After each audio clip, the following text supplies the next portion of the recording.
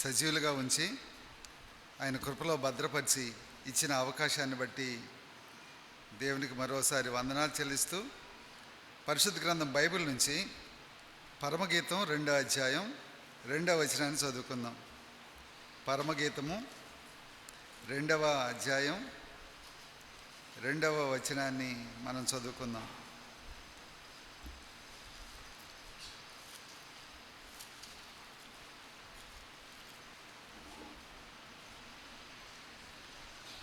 బలు రక్కసి చెట్లలో వల్లి పద్మము కనపడునట్లు స్త్రీలలో నా ప్రియురాలు కనబడుచున్నది.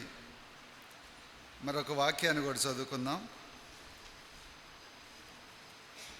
కొరింథీయులకు పౌలు రాసినటువంటి పత్రిక 2వ పత్రిక 8వ అధ్యాయం. పౌలు కొరింథీయులకు రాసిన 2వ పత్రిక 8వ అధ్యాయం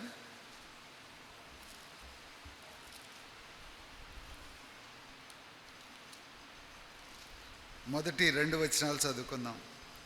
సహోదరులారా, మాసిదోనియా సంఘములకు అనుగ్రహింపబడి ఉన్న దేవుని కృపను గూర్చి మీకు తెలియజేయుచున్నాను. ఏలయనగా వారు బహుశ్రమల వలన పరీక్షింపబడగా అత్యధికముగా సంతోషించిరి. మరియు వారు నిరుపేదలైనను వారి దాతృత్వం బహుగా విస్తరించెను. చిన్న ప్రార్థన చేసుకుందాం దేవుని ఆత్మ సహాయం కొరకు. మా ప్రేమగల తండ్రి, జీవం కలిగిన ప్రభు, మీకు కృతజ్ఞతా స్తోత్రాలు. మీరు నన్ను ఎరిగిన దేవుడు అని మిమ్మల్ని ఆరాధిస్తున్నాను తండ్రి. నా ఆలోచనలు, నా తలంపులు, నా క్రియలు, నా ప్రవర్తన, నా వ్యక్తిత్వం, నా స్వభావం, నా మనసులో తలంపు పుట్టక మునిపే నన్ను ఎరిగిన దేవుడు. నా నడక, నా పడక, నేను కూర్చుండుట లేచుట సమస్తం ఎరిగి కూడా నైనా నేను ఎంత పాపినో ఎరిగి కూడా నన్ను ప్రేమించిన దేవుడు, నా మీద నీ కరుణ చూపించడానికి ఇష్టపడిన దేవుడు, గొప్ప రక్షణతో నన్ను అలంకరించాలని నాకు బదులుగా ఆ కలువరిశిలలో నైనా మీరు ఘోరాతి ఘోరమైన మరణాన్ని మీరు పొంది నాకు ఇచ్చిన గొప్ప రక్షణ బట్టి మిమ్మల్ని ఆరాధిస్తున్నాను తండ్రి. అంతేకాదు, నన్ను ఎరిగి నైనా నా జీవితాన్ని మార్పు చేయడానికి, నా జీవితాన్ని చక్కదిద్దడానికి మీరు నాకు ఇస్తున్న అవకాశాలన్నీ బట్టి కూడా మిమ్మల్ని ఆరాధిస్తున్నాను. ఇచ్చిన సంఘాన్ని బట్టి, సహవాసాన్ని బట్టి, మీరు అనుదినం నాయన నాకు నేర్పుతున్న నీ వాక్య సత్యాలను బట్టి మిమ్మల్ని ఆరాధిస్తున్నాను తండ్రి. ఇంత ప్రేమించిన దేవునికి నేనేమిచ్చి మీ రుణం తీర్చుకోగలను?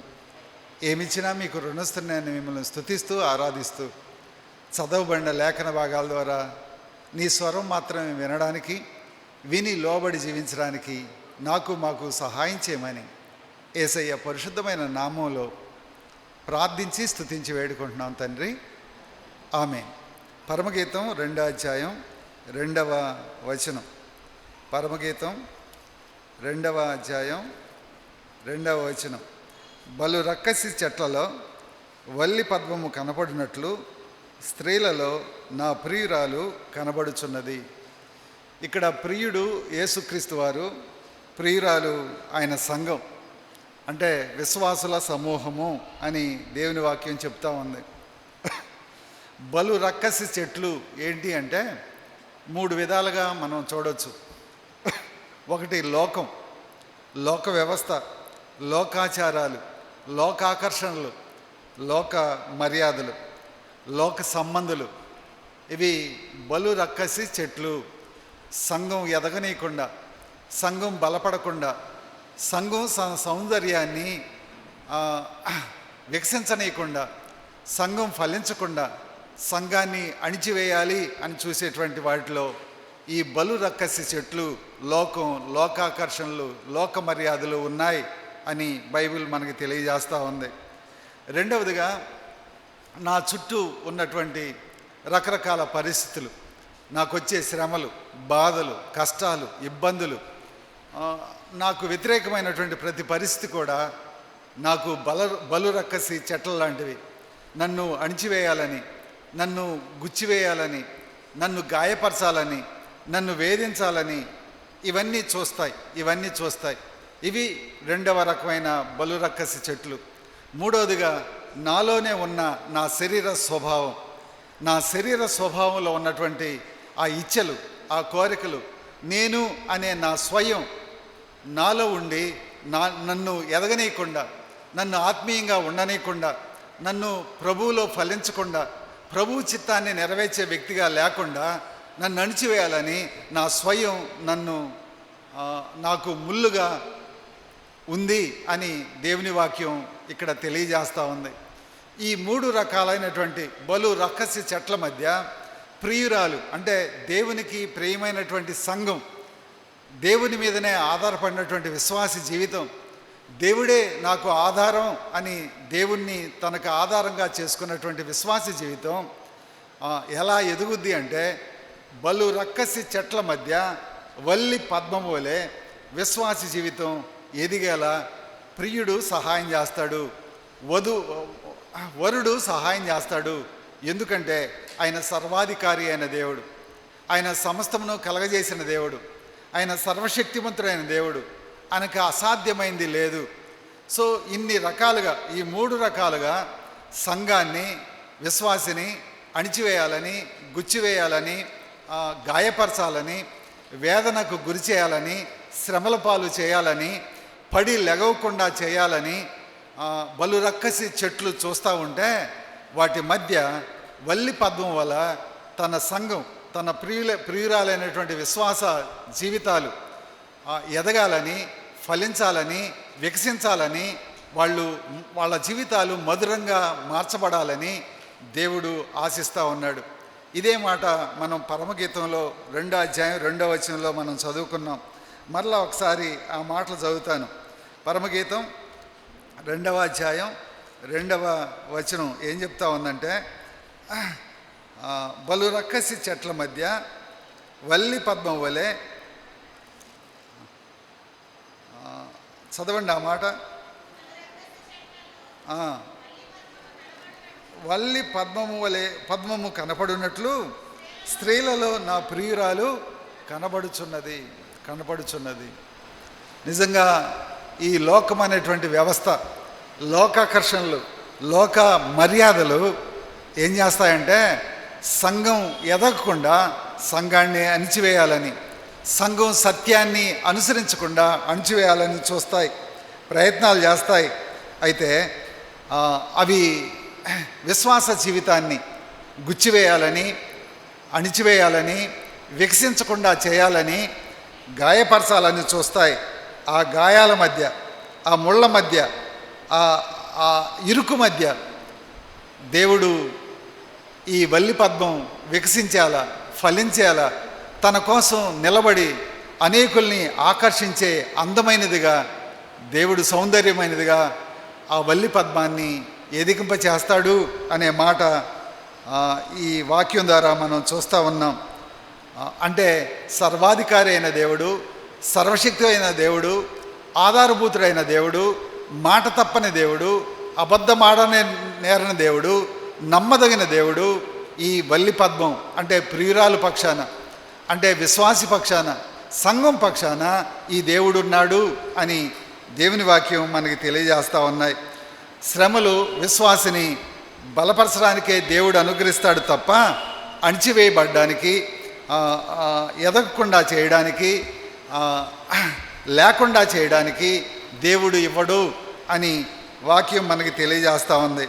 2 కొరింథీ 8వ అధ్యాయం 1-2 వచనాలు మనం చదివితే, మాసిదోనియా సంఘములకు అనుగ్రహింపబడిన దేవుని కృపను గూర్చి మీకు తెలియజేయుచున్నాను. మాసిదోనియా సంఘాలకి దేవుడు కృపను అనుగ్రహించాడు అని పౌలు ఇక్కడ తెలియజేస్తా ఉన్నాడు. ఏంటా కృప అంటే, ఏలయనగా వారు బహుశ్రమల వలన పరీక్షింపబడగా, దేవుడు శ్రమల వలన తన బిడ్డల జీవితాల్ని, సంఘాన్ని, విశ్వాస జీవితాల్ని పరీక్షిస్తాడు. ఇది మనం అర్థం చేసుకోవాలి. శ్రమలు మనల్ని పరీక్షించడానికి వస్తాయి. ఆ శ్రమలు ఎందుకు వస్తాయంటే మనల్ని బలపరచడానికి. శ్రమలు ఎందుకు వస్తాయంటే మనం దేవుని స్తుతించడానికి. శ్రమలు ఎందుకు వస్తాయంటే దేవుని యొక్క విశ్వాస్యతను మరింతగా మనం హత్తుకోవటానికి దేవుడు శ్రమల్ని మన జీవితంలో అనుమతిస్తాడు. శ్రమలు, దేవుడు అనుమతించిన ప్రతి శ్రమ కూడా విశ్వాసికి మేలే మేలే.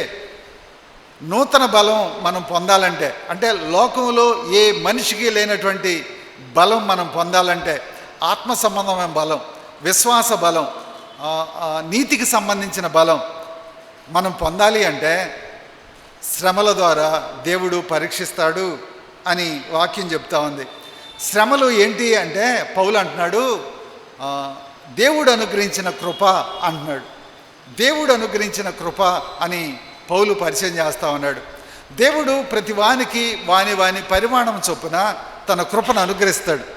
అంటే ఒక్కొక్కళ్ళకి శ్రమని మనం ఆలోచిస్తే ఒక్కొక్కళ్ళకి ఎంత అవసరమో అంత దేవుడు అనుగ్రహిస్తాడు. కొంతమందికి ఎక్కువ కావచ్చు, కొంతమందికి తక్కువ కావచ్చు. అయితే నా మట్టుకు నాకు తక్కువ వచ్చినా ఎక్కువ వచ్చినా ఎక్కువే అనుకుంటాను. అలానే ప్రతి వాళ్ళు కూడా అలానే అనుకుంటారు. తనకు ఎంత తక్కువ వచ్చినా అది ఎక్కువే అనుకుంటారు. అయితే దేవుడికి తెలుసు ఎవరికి ఎంత పరిమాణం తన కృపను అనుగ్రహించాలో. అంతవరకే దేవుడు శ్రమలను అనుమతిస్తాడు అని నేను చెప్పట్లేదు, వాక్యమే చెప్తా ఉంది. 1 కొరింథీ 10వ అధ్యాయం 10వ వచనం 13వ వచనం 1 కొరింథీ 10వ అధ్యాయం 13వ వచనం. సాధారణముగా మనుషులకు కలుగు శోధన తప్ప మరి ఏదియూ మీకు సంభవించలేదు. దేవుడు నమ్మదగినవాడు, మీరు సహింపగలిగినంత కంటే ఎక్కువగా ఆయన మిమ్మును శోధింపబడనీయడు. అంతేకాదు, సహింపగలుగుటకు ఆయన శోధనతో కూడా తప్పించుకొని మార్గమును కలుగచేయను. అంటే దేవుడు శ్రమలను అనుమతించి ఆ అనుమతించిన శ్రమలు మనం సహించగలిగినంత, మన సామర్థ్యం మేరకు, మనకి ఎంత పరిమాణం అవసరమో అంత మేరకే దేవుడు శ్రమల్ని అనుమతిస్తాడు అని దేవుని వాక్యం చెప్తా ఉంది. మనం శ్రమల్ని ఎలా అర్థం చేసుకుంటామో కానీ మాసిదోనియ సంఘం మాత్రం ఇది దేవుడు మాకు అనుగ్రహించిన కృప అని వాళ్ళు అర్థం చేసుకున్నారు. శ్రమల్లో వాళ్ళు ఏం అర్థం చేసుకున్నారంటే ఇది దేవుడు అనుగ్రహించిన కృప, దేవుడు కృప చొప్పునే మాకు ఈ శ్రమ ఇచ్చాడు, ఈ శ్రమలో మేము బలం పొందుతాం, మేము ఆత్మీయంగా ఎదుగుతాం, మేము ప్రభువు పోలికలోకి మారుతాం, దేవుని చిత్తాన్ని నెరవేర్చేవారిగా మా జీవితాలు ఉంటాయి, ప్రభువుకి సన్నిహితంగా దగ్గరగా సమీపంగా చేరడానికి శ్రమలే మార్గం అని మాసిదోనియా సంఘం గుర్తించారు. మరి మనం ఏం గుర్తిస్తాం శ్రమల్లో, బాధల్లో, కష్టాల్లో అంటే మనం గుర్తించే విషయాలు రకరకాలుగా ఉంటాయి. ఎక్కువగా ఇతరుల మీద, అంటే ఎవరైతే మనల్ని శ్రమ పెట్టారో, ఎవరి ద్వారా మనకు శ్రమలు వచ్చినాయో వాళ్ళని ఎక్కువగా అనుకుంటూ ఉంటాం. కానీ బైబిల్ అలా చెప్పట్లేదు. మాసిదోనియా సంఘం ఏం భావించిందంటే ఇది దేవుడు అనుగ్రహించిన కృప కనుక దేవునికి మరింత సమీపంగా ఉండడానికి, ఆయన సారూప్యంలోకి మారడానికి, ఆయన కోరుకున్న రూపం నాలో ఏర్పడడానికి, అంటే ఆ పరిపూర్ణత, ఆ ఆత్మీయ ఎదుగుదల నాలో రావడానికి దేవుడు నాకు ఆయన తన సంకల్పం చొప్పున నాకు అనుగ్రహించాడు, ఇది దేవుని కృప అని మాసిదోనియా సంఘం అర్థం చేసుకోగలిగారు. అందుకే అక్కడ రాయబడింది, వారు అత్యధికముగా సంతోషించిరి అనే మాట రాయబడింది. శ్రమల్లో వాళ్ళు ఏం నేర్చుకున్నారంటే ఇది దేవుని కృప. ఎందుకంటే శ్రమ నన్ను చంపడానికి కాదు, శ్రమ నన్ను అణిచివేయడానికి కాదు, శ్రమ నన్ను గుచ్చడానికి కాదు, శ్రమ నన్ను పాడు చేయడానికి కాదు, శ్రమ నన్ను పతనం చేయడానికి కాదు, నన్ను పైకెత్తడానికి, ప్రభువుకు సమీపంగా చేయడానికి, ప్రభువు సారూప్యంలోకి మార్చబడడానికి అనే సంగతిని మాసిదోనియా సంఘం అర్థం చేసుకుంది. మనం చాలాసార్లు శ్రమ ఎంత తొందరగా పోతుందా అని ఆలోచిస్తాం, ఎంత తొందరగా దాని నుంచి బయటపడదామా అని కోరుకుంటాం, దానికి తగిన ప్రయత్నాలు చాలా చేస్తాం, చాలా ఆలోచిస్తాం. అయితే ప్రభు మీద ఆధారపడాలి. ప్రభువు ఎందుకు ఇచ్చాడో ప్రభువుని అడగాలి. ప్రభువు ఏ ఉద్దేశంతో ఇచ్చాడో ఆయనకు అప్పగించుకోవాలి. ప్రభువు మీద పూర్తిగా ఆధారపడ్డప్పుడు, అప్పగించుకున్నప్పుడు ఏం జరుగుద్దంటే ఆయన సారూప్యతలకు మారుతాం, ఆయన ఉద్దేశాలు మన జీవితంలో సఫలం అవుతాయి. పరలోకమందు దేవుని చిత్తం నెరవేర్చబడినట్టు శ్రమను అర్థం చేసుకున్న విశ్వాస జీవితంలో భూమి మీద ఆయన చిత్తం నెరవేర్చబడుద్ది అని దేవుని వాక్యం మనకు తెలియజేస్తూ ఉంది. పరలోకమందు ఆయన చిత్తం ఎలా నెరవేర్చబడుతుందో భూమి మీద శ్రమల ద్వారా ఆయన చిత్తం మన జీవితంలో నెరవేర్చుకుంటాడు. అలా నెరవేర్చుకున్న ఒకళ్ళిద్దరు లేదా ఇద్దరు ముగ్గురు జీవితాలు మీ ముందుంచి నేను ముగించాలని ఆశపడతా ఉన్నాను.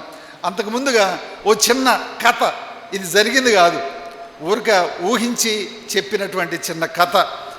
దీంట్లో నుంచి ఒక నీతి ఉంది కాబట్టి, నేర్చుకునే పాఠం ఉంది కాబట్టి దాన్ని చెప్తున్నాను. అంతేగాని కథని కథగానే తీసుకోండి, దాన్ని ఏదో రియాలిటీగా ఊహించుకోవద్దు.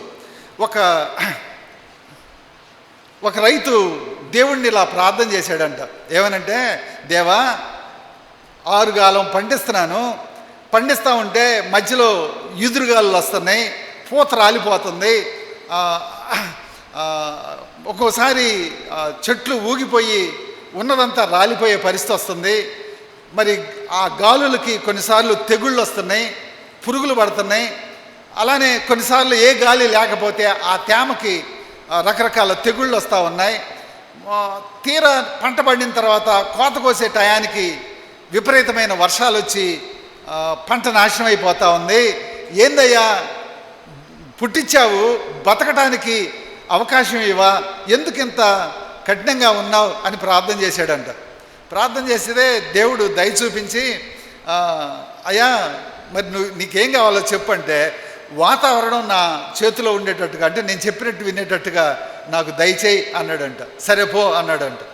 అంటే ఇక అతను ఎప్పుడు వర్షం కావాలో అప్పుడు అడగడం, వర్షం కురవడం, ఎప్పుడు ఎండ కావాలో అడగడం, ఎండ రావడం, ఎప్పుడు గాలి రావాలో కోరుకోవటం, అప్పుడు గాలి రావడం, ఇలాగా వాతావరణం అతను చెప్పినట్టుగా వినటం మొదలుపెట్టింది. సరే తీరా పంట ఏపుగా ఎదిగింది, చక్కగా కోసుకున్నాడు. కుప్ప కొట్టే టయానికి అన్ని తాలు గింజలే వచ్చినాయి. గింజల్లో లోపల గింజలేదు, దాంట్లో అన్ని తాలు గింజలే. అప్పుడు మళ్ళీ మొరపెట్టాడంట, దేవా ఏంది ఇలా జరిగింది, ఎందుకని మరి నేను చెప్పినట్టుగానే అంతా చేసుకున్నాను కానీ ఫలితం లేదు అని అన్నాడంట. అయితే దేవుడు అన్నాడంట, మళ్ళా ప్రత్యక్షమయ్యి, అరే గతంలో నా నియంత్రణలో వాతావరణం ఉండేది, అప్పుడు మొక్క ఎదిగేటప్పుడు ఎంత అది గాలి అవసరం, నేను దానికి మించి గాలిని పంపించినప్పుడు అది నిలదొక్కుకోవడానికి వేళ్ళు భూమిలోకి పాతుకుపోయేది. తర్వాత వర్షం లేనప్పుడు నీటి తేమ కోసం అది తన సారాన్ని తీసుకోవడానికి చుట్టుపక్కల ప్రయత్నం చేసేది. ఆ విధంగా ఆ కాండం బాగా బలంగా ఉండేది. ఆ తర్వాత బాగా వర్షం అప్పుడు అది ఎదగడానికి కావలసినటువంటి శక్తిని పొందేది.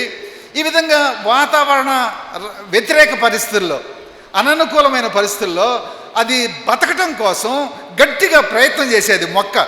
అందువల్ల వచ్చిన సారాన్ని పీల్చుకొని గింజ గట్టిగా గింజ పట్టేది, నీకు మంచి గింజలు ఇచ్చేది.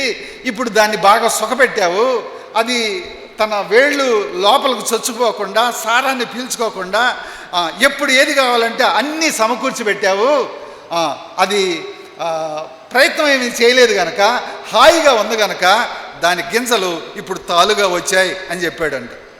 నిజమే, మానవ జీవితంలో మీరు చూడండి, పిల్లలకి అన్నీ సమకూర్చి పెట్టండి, వాడి హోంవర్క్ మీరే చేయండి, వాడు చదవాల్సిన చదువు మీరే చదవండి, వాడికి సున్నితంగా పెంచండి, వాడికి కావాల్సిన అన్నీ సమకూర్చి పెట్టండి, వాడు బాగుపడతాడా?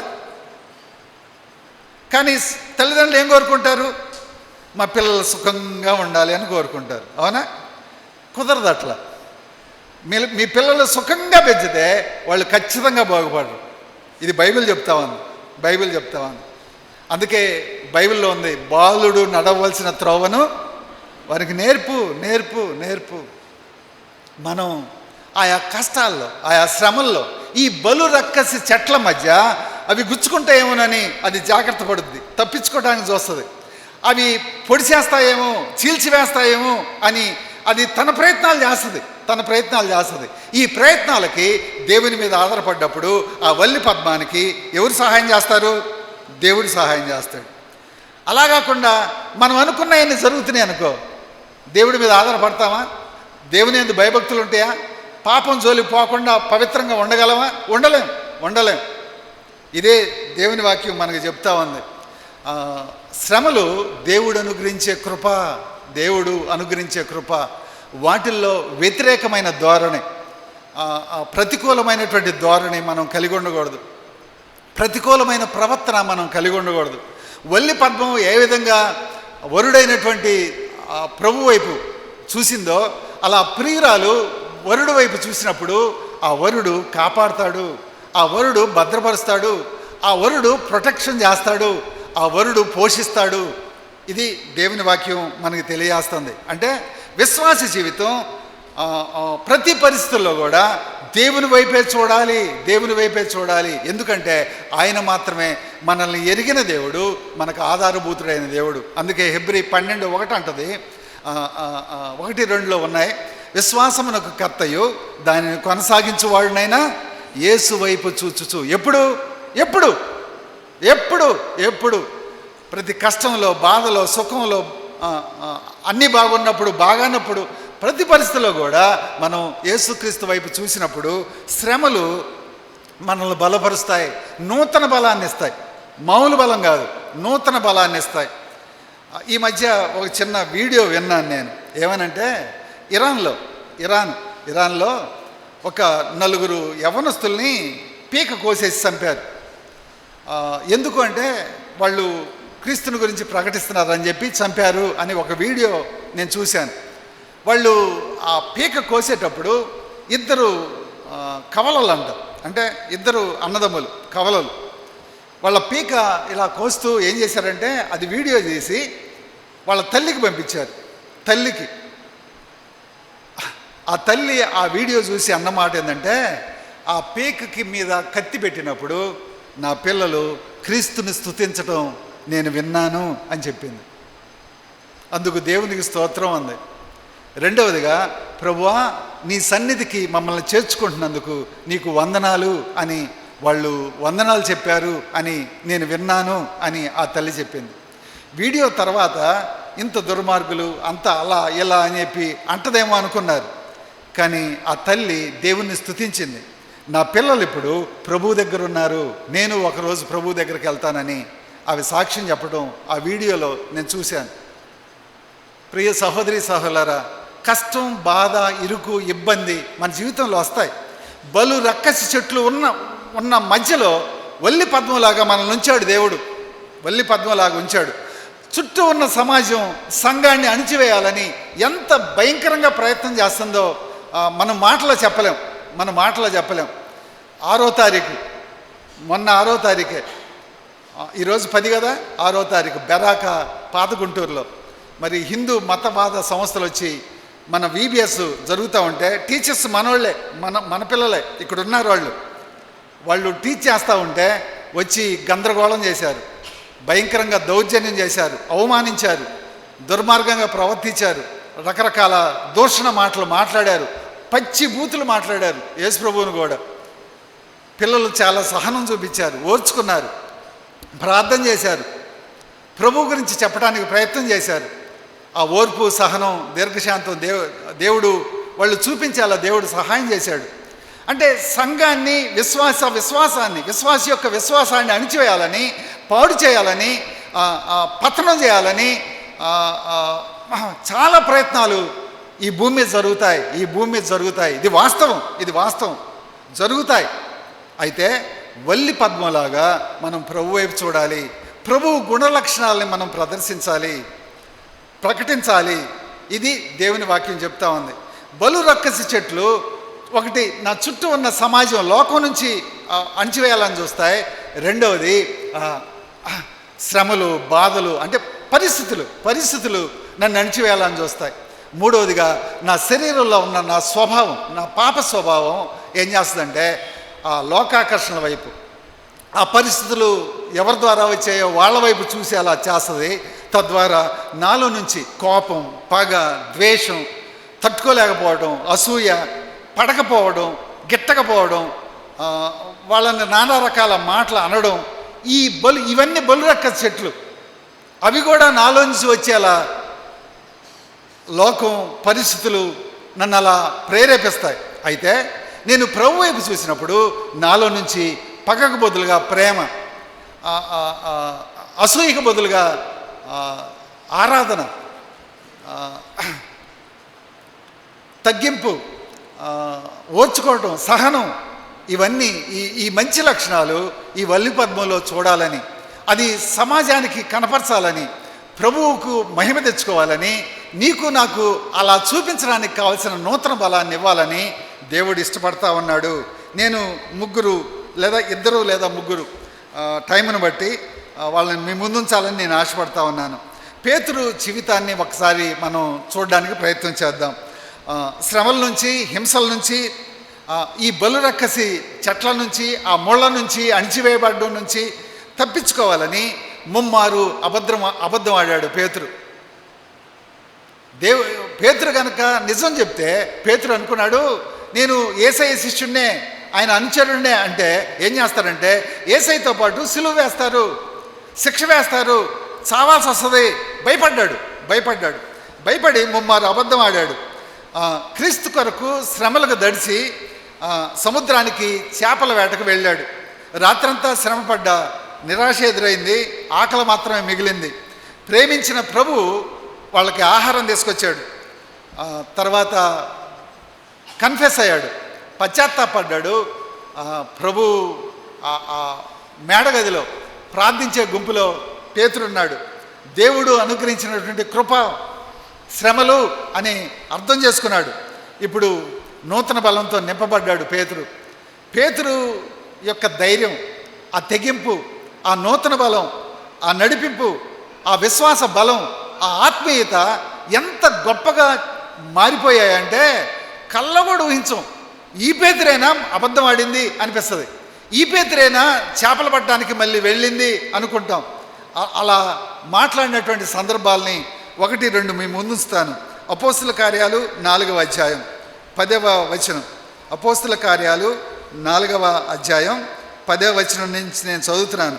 మీరందరూ, ఇశ్రాయేలు ప్రజలందరూ తెలుసుకునవలసినది ఏమనగా, మీరు సిలువ వేసినట్టు, మృతుల్లో నుండి దేవుడు లేపినట్టు, నజరేయుడైన యేసుక్రీస్తు నామమునే వీడు స్వస్థత పొంది మీ ఎదుట నిలుచుచున్నాడు. ఏమంటున్నాడండి? మీరు సిలువ వేసినట్టు. ఏమండి? ఎదుటి వాళ్ళని, ఆ అధికారుల్ని. పైన 5వ వచనంలో చూడండి. మరునాడు వారి అధికారులను, పెద్దలను, శాస్త్రులను యెరూషలేములో కూడుకొనిరి. ఎవరంటండి వీళ్ళు? అధికారులు, పెద్దలు, శాస్త్రులు. అందరూ పండితులే, అందరూ చదువుకున్న వాళ్ళే, అందరూ గొప్పోళ్లే, అందరూ సమాజంలో పై స్థాయిలో ఉన్నవాళ్లే. అలాంటి వాళ్ళతో చేపలు పట్టుకునేటువంటి పేతురు ఏమంటా ఉన్నాడంటే, మీరు సిలువ వేసినట్టు. మీరు సిలువ వేశారు చూడండి, ఆయన్ని దేవుడు ప్రభువుగా, రక్షకుడిగా లేపాడు. దానికి మేము సాక్షులు. మీరు చంపిన ఆయన లేచాడు, సజీవంగా లేచాడు, దానికి మేమే సాక్షులు అంటున్నారు. ఎంత ధైర్యం ఉండాలండి వీళ్ళకి ఆ మాట చెప్పడానికి. ఏమండి? చిన్నదాని దగ్గర ఉన్నదాన్ని చెప్పడానికి అబద్ధం ఆడాడు. ఉన్నదేంటి? నేను యేసయ్య శిష్యుణ్ణి, అది ఉన్నది కదండి. ఉన్నదాన్ని చెప్పడానికి అబద్ధం ఆడినాడు. ఇప్పుడు ఏం చేస్తున్నాడంటే, కన్న వాటిని, ఉన్న వాటిని మేము చెప్పక ఉండలేం అంటున్నాడు. వాస్తవాన్ని చెప్పడానికి దడిచినోడు ఏమన్నాడంటే, మేము కన్న వాటిని, విన్న వాటిని చెప్పక ఉండలేము అంటున్నాడు. అక్కడే ఉంది ఏమనంటే, మీరే చెప్పండి, మేము దేవుని మాట వినుట కంటే మీ మాట వినుట శ్రేష్టమా అని అధికారులతో చెప్పినప్పుడు వారు పామరులను ఎరిగి వాళ్ళు ఆశ్చర్యపడ్డారంట. అరే, చదువులేనోడు చదువున్న మాకు బుద్ధి చెబుతున్నారేంది వీళ్ళు? ఎక్కడిది బలం, ఎక్కడిది శక్తి, ఎక్కడిది జ్ఞానం? అరే, ఆశ్చర్యపోతున్నా. వాళ్ళు మాట్లాడిన మాటకి ఒక్కదానికి కూడా అధికారులకి, ఆ గొప్ప వాళ్ళకి, ఆ చదువుకున్న వాళ్ళకి, ఆ పెద్ద హోదాల్లో ఉన్న వాళ్ళకి జవాబు లేదండి. వాళ్ళ దగ్గర జవాబు లేదు. అంత జ్ఞానం దేవుడిచ్చాడు, అంత ఆత్మీయత దేవుడిచ్చాడు, అంత బలం దేవుడిచ్చాడు. ఇది దేవుని వాక్యం చెప్తా ఉంది. ప్రియ సహోదరి సహోదరులారా, శ్రమలు దేవుడు అనుగ్రహించే కృప. ఎందుకంటే మనం ఆయన సారూప్యతకు మారడానికి, ఆయనకి సమీపంగా చేరడానికి, ఆయన స్వరూపాన్ని మన చుట్టుపక్కల సమాజానికి కనపరచడానికి, ఆ క్రీస్తు యొక్క సువాసనను, పరిమళ సువాసనని మన చుట్టూ ఉన్న సమాజానికి కనపరచడానికి దేవుడు మనకేమిస్తాడు? శ్రమలిస్తాడు. ఇది దేవుని వాక్యం చెప్తా ఉంది. శ్రమల్ని తేలిగ్గా తీసుకోవాకండి, అవి దేవుని ప్రణాళికలో రూపుదిద్దబడి నీకు నాకు ఎంత అవసరమో అంత మాత్రమే మనకు అనుగ్రహించబడతాయి. అంత ప్రణాళికతో దేవుడు మనకు శ్రమలు ఇస్తే మనం ఎవరినో దేన్నో అసహించుకోవడం, తిట్టడం ఇది చేయకూడదు. ప్రభు వైపు చూడాలి. ఎందుకంటే అనుమతించింది ఆయన. ప్రభు వైపు చూడాలి. ప్రభువే మనకు సహాయం చేసేటువంటి దేవుడు అని దేవుని వాక్యం చెప్తా ఉంది. ఈ పేతురు ఎంత బలపడ్డాడంటే కొన్ని అద్భుతమైన సత్యాల్ని సార్వత్రిక సంఘానికి ఆయన నేర్పాడండి. కొన్ని అద్భుతమైన సత్యాల్ని 3 మీ ముందుస్తాను. ఆ తర్వాత ఇంకొక వ్యక్తి జీవితానికి వెళ్దాం. 1 పేతురు 4వ అధ్యాయం మొదటి 2 వచనాలు. 1 పేతురు 4వ అధ్యాయం మొదటి 2 వచనాలు నేను చదువుతున్నాను. Page number 216. క్రీస్తు శరీరమందు శ్రమపడిన గనుక మీరును అట్టి మనసును ఆయుధముగా ధరించుకొనుడి. శరీర విషయంలో శ్రమపడినవాడు శరీరమందు జీవించు మిగిలిన కాలము ఇక మీదట మనుజాశలను అనుసరించి నడుచుకొనక దేవుని ఇష్టానుసారముగానే నడుచుకున్నట్లు పాపముతో జోలి ఇకనేమీ లేకయుండును. పాపంతో జోలి లేకుండా ఉండాలంటే, మనుజాశలను అనుసరించి నడుచుకోకుండా ఉండాలంటే, లోక పద్ధతుల్ని అవాయిడ్ చేయాలి అంటే సూత్రం ఏంటంటే దేవుడు అనుమతించినటువంటి శ్రమల్ని ఏం చేయాలా? స్వీకరించాలి. దేవుడు అనుమతించిన శ్రమలకు ప్రభువు మీద ఆధారపడాలి. ప్రభువుకే మొరపెట్టుకోవాలి. ఇది దేవుని వాక్యం చెప్తా ఉంది. శరీరమందు శ్రమ పడితే, దేవుడిచ్చిన శ్రమలను పడితే ఎన్ని లాభాలు ఉన్నాయో, ఎన్ని ప్రయోజనాలు ఉన్నాయో, ఎంత ఆత్మీయత ఉందో పేతురు సంఘానికి రాశాడండి. ఏ పేతురు ఏనంటే పామరుడైన పేతురు, చేపలు పట్టుకునే పేతురు, సమాజంలో ఏ గుర్తింపు లేని పేతురు సార్వత్రిక సంఘానికి, ప్రపంచ విశ్వాస సమాజానికి ఆత్మీయ పాఠాలు నేర్పే అంతస్తులోకి దేవుడు ఎదిగింపు చేయడు. అంత జ్ఞానం ఎక్కడి నుంచి వచ్చిందంటే దేవుడిచ్చాడు. మరొక మాట చూడండి. అదే పేతురు 4వ అధ్యాయం 14వ వచనం. 1 పేతురు 4వ అధ్యాయం 14వ వచనం. క్రీస్తు నామము నిమిత్తము మీరు నింద పాలైన ఎడల, అంటే శ్రమల పాలైతే, అణిచివేయబడితే, తీసివేయబడితే, తగ్గించబడితే, త్రోసివేయబడితే, అయితే మహిమా స్వరూపి అయిన ఆత్మ అనగా దేవుని ఆత్మ మీ మీద నిలుచున్నాడు గనక మీరు ధన్యులు. ఎవరన్నా తీసి అవతల పక్కన పెట్టారనుకోండి, తోసేశారనుకోండి, తృణీకరించారనుకోండి, మిమ్మల్ని అణిచివేశారనుకోండి, మిమ్మల్ని పాడు చేశారనుకోండి, ఏం చేసినట్టంట?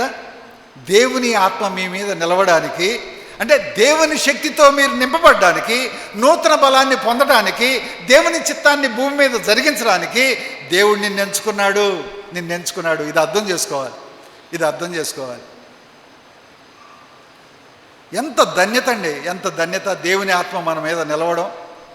దేవుని ఆత్మ మన మీద ఎలా నిలుచుద్దంటే శ్రమలలో ప్రభు వైపు మాత్రమే చూసినప్పుడు దేవుని ఆత్మతో మనం నింపబడతాం. ఎంత సత్యాన్ని చెప్పాడు చూడండి, ఎంత అద్భుతమైన సత్యం! ఎన్నిసార్లు బైబిల్ చదివితే మనకి ఈ సత్యాలు అర్థమవుతాయండి? పేతురు నోటితో చెప్పేశాడండి అట సత్యాల్ని. తర్వాత ఇంకొక మాట, 1 పేతురు 3వ అధ్యాయం 18వ వచనం. 1 పేతురు 3వ అధ్యాయం 18వ వచనం.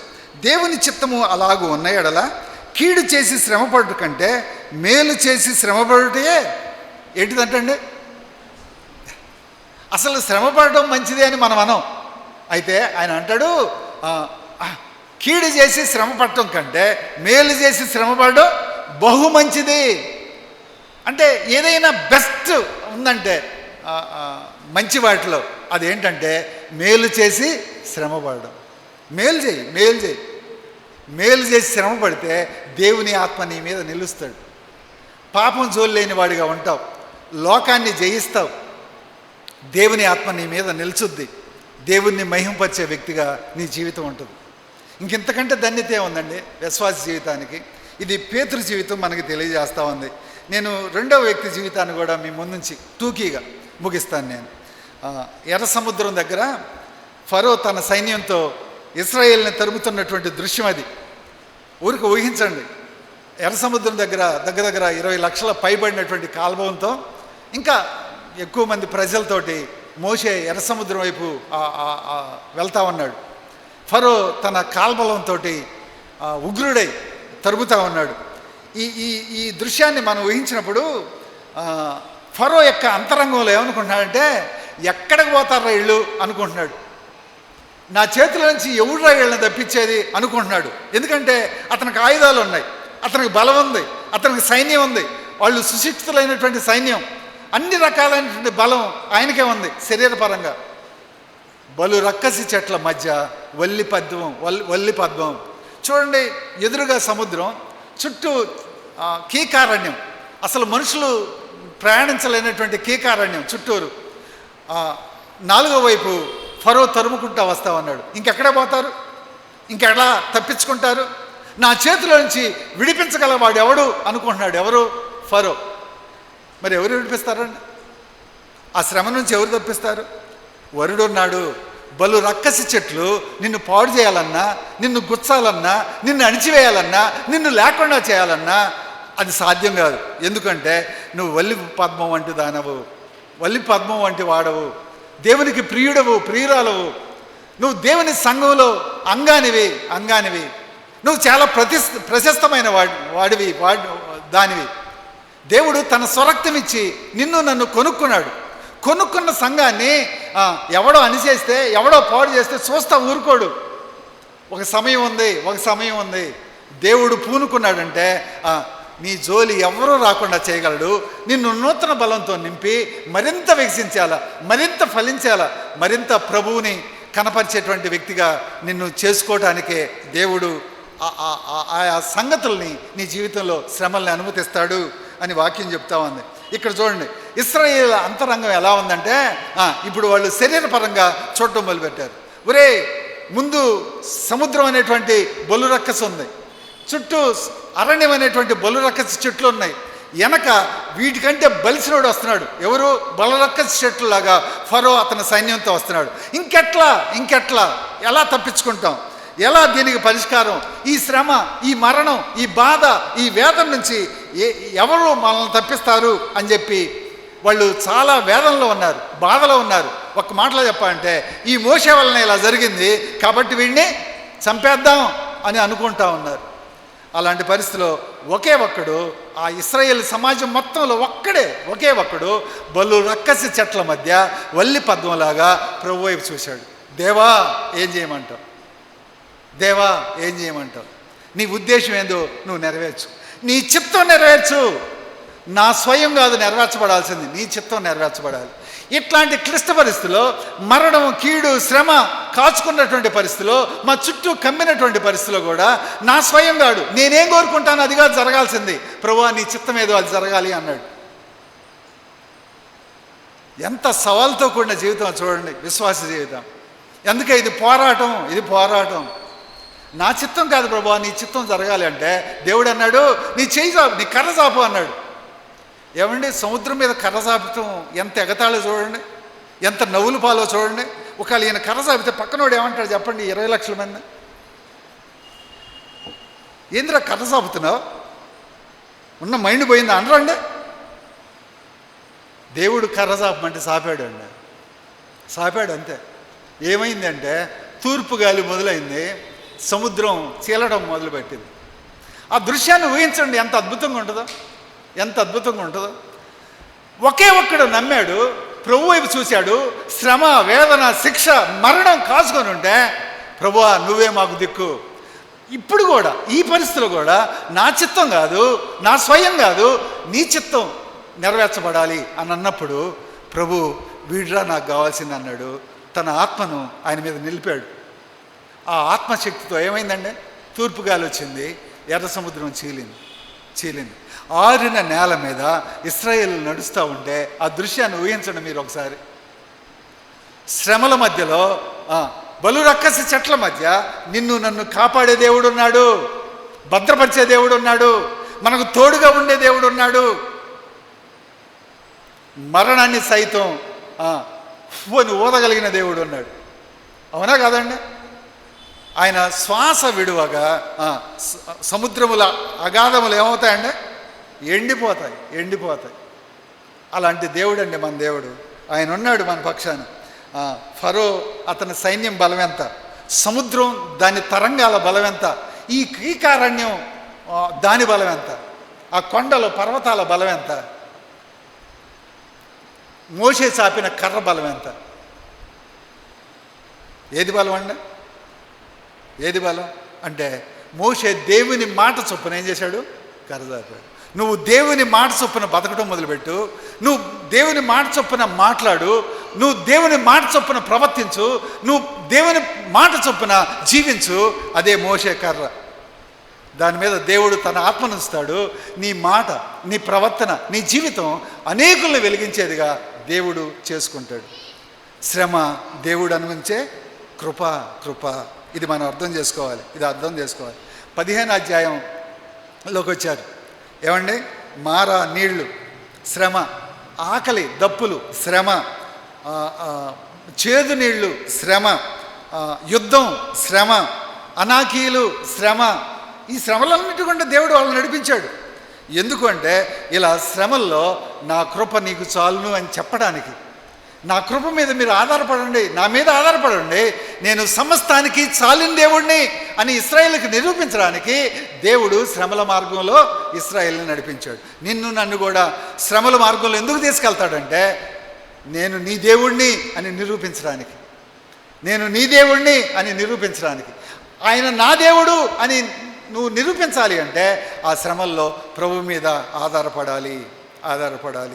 ఇది దేవుని వాక్యం చెప్తుంది. అందుకే వాళ్ళు అన్నారు, యెహోవా నా బలమా అని కీర్తన పాడారు. ఏం పాడారండి? యెహోవా నా బలమా. అందుకే శ్రమల్ని మనం మన జ్ఞానం చేత, బలం చేత, ఇంకేదేనో ప్రయత్నాల చేత తప్పించుకోలేం. ప్రభు మీద ఆధారపడడం ద్వారా ప్రభు ఇస్తాడు బలం. ఆ బలంతో మనం తప్పించబడగలం, రక్షించబడగలం, దాన్ని ఓడించగలం, జయించగలం. ఇది దేవుని వాక్యం మనకు తెలియజేస్తూ ఉంది. అందుకే కీర్తనకారుడు దావీదు కూడా అంటాడు 18వ కీర్తన 1వ అధ్యాయంలో, యెహోవా నా బలమా. ప్రియ సహోదరి సహోదరుడా, ఎవరి బలంతో మనం బతుకుతున్నాం? ఎవరి బలంతో మనం జీవిస్తూ ఉన్నాం? లేదా ఎవరి బలంతో జీవించాలని ఆశపడతా ఉన్నాం? కొంతమందికి ఉద్యోగాల బలం, కొంతమందికి ఆస్తుల బలం, కొంతమందికి ఇంకా ఈ లోక సంబంధమైన రకరకాల బలాలు చూసుకుంటారు లోకస్తులు. కానీ విశ్వాసిగా నీ బలం ఏంటి? నా బలం ప్రభువు, నా బలం దేవుని వాక్యం, నా బలం నా విశ్వాసం, నా దేవుని మీద విశ్వాసం. నేను దేవుని మీద ఆధారపడతాను, అదే నా బలం అని చెప్పగలమా? అలా చెప్పినప్పుడు దేవుని ఆత్మ నీ మీద నిలుచుద్ది.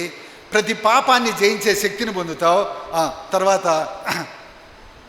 దేవుణ్ణి మహింపరిచేటువంటి జీవితం నువ్వు జీవిస్తావు. పరలోకమందు దేవుని చిత్తాన్ని నెరవేర్చబడినట్లు భూమి మీద ఆయన చిత్తాన్ని నెరవేర్చే పేతురులాగా, మోషేలాగా నా జీవితాలను దేవుడు వాడుకుంటాడు. బలు రక్కసి చెట్లు మన చుట్టూ ఉన్నాయి. లోక మర్యాదలు, లోకాశలు, లోక ఆకర్షణలు, ఇవి బలు రక్కసి చెట్లు. విశ్వాసాన్ని, సంఘాన్ని అణిచివేయాలని, పాడు చేయాలని ఇప్పటికీ రకరకాల శక్తులు ప్రయత్నం చేస్తూ ఉన్నాయి. అయితే ఇది నిల్చుందంటే అది దేవుని కృప. దేవుని మీద మనం ఎంత ఆధారపడితే దేవుడు మనకు అంత సహాయం చేస్తాడు. ఇది మొదటిది. రెండవది, నా చుట్టూ ఉన్న పరిస్థితులు నాకు వ్యతిరేకమైనవి, నాకు వచ్చే శ్రమలు, మనుషుల ద్వారా లేదా రకరకాల విషయాల ద్వారా నాకు వచ్చే శ్రమలు, బాధలు, కష్టాలు, సమస్యలు, ఇవన్నీ బలు రక్కసి చెట్లు. వీటిలో నేను ప్రభు మీద ఆధారపడ్డప్పుడు, ఆయన మీద విశ్వాసంతో ముందుకు కొనసాగినప్పుడు, ఆయన్నే నా ఆధారంగా చేసుకున్నప్పుడు దేవుడు నన్ను ఒల్లి పద్మంలాగా ఇంకా వికసించేటట్లుగా, ఫలించేటట్లుగా, దేవునికి మహిమ తెచ్చేటువంటి పాత్రగా నన్ను చేసుకుంటాడు. మూడవదిగా, నా శరీర స్వభావం, నాలో ఉన్న పాపం స్వభావం, నాలో ఈ ఆకర్షణ వైపు, ఈ శ్రమల్లో ఇది తప్పించుకోవటానికి, ఇది వదిలించుకోవడానికి, వీటి నుంచి పారిపోవడానికి, వీటి నుంచి బయటపడడానికి నా ప్రయత్నాలు నన్ను చేయమంటుంది నా పాప స్వభావం. అయితే నేను ప్రభు మీదనే ఆధారపడ్డప్పుడు, నా చిత్తం కాదు ప్రభువా, నా స్వయం కాదు ప్రభువా, నీ చిత్తమే నా జీవితంలో నెరవేర్చబడుగాక అని దేవుని మీద ఆధారపడ్డప్పుడు నా పాప స్వభావాన్ని జయించగలిగే సామర్థ్యం, శరీర కోరికల్ని జయించేటువంటి, శరీర ఆశల్ని చంపేటువంటి, పాప జీవితానికి దూరంగా ఉండేటువంటి నూతన బలం దేవుడు నీకు నాకు అనుగ్రహిస్తాడు అని భక్తుల జీవితాలు మనకు పాఠాలు నేర్పుతూ ఉన్నాయి. ఒకటి మాసిదోనియా సంఘాన్ని చూసాం, 2 పేతురు జీవితాన్ని చూసాం, 3 మోషే జీవితాన్ని చూసాం. ఇంకా చాలా జీవితాలు ఇవే చెప్తా ఉన్నాయి. కనుక నా జీవితాలని మనం ఎలాగా ముందుకు తీసుకెళ్దాం? బైబిల్ అంటా ఉంది, శ్రమలు దేవుడు అనుగ్రహించే కృప. దేవుడు అనుగ్రహించే కృప అనుకుంటున్నావా, లేక ఎందుకు వచ్చినాయిరా బాబు ఇవి అనుకుంటున్నావా? నాకే ఎందుకు వస్తున్నాయి, వాళ్ళ వల్లనే ఏళ్ల వల్లనే, లేకపోతే ఆ పరిస్థితుల వల్ల ఈ పరిస్థితుల వల్ల అని మనుషుల్ని పరిస్థితులను అనుకుంటున్నావా? లేదా ప్రభు వైపు చూస్తూ ఉన్నావా? ఫరో అంతటి బలం కలిగిన వాడు ఏమైపోయాడు? చేతగానోడైపోయాడు. దేవుడు, మన దేవుడు సర్వశక్తిమంతుడు అంటానికి ఎన్ని రుజువులు ఉన్నాయో బైబిల్లో, ఎన్ని రుజువులు ఉన్నాయి. ఇన్ని రుజువులు కలిగిన మనం, ఇన్ని రుజువులు చూస్తున్న మనం, అనుభవిస్తున్న మనం ఎంతగా శ్రమల్లో ప్రభు వైపు చూడాలో ఒకసారి తీర్మానం చేసుకుందాం. మనం తల్ల వంచండి, కళ్ళు మూసుకోండి, చిన్న ప్రార్థన చేసుకొని బలలో చేయి వేద్దాం. ఎవరికి వాళ్ళు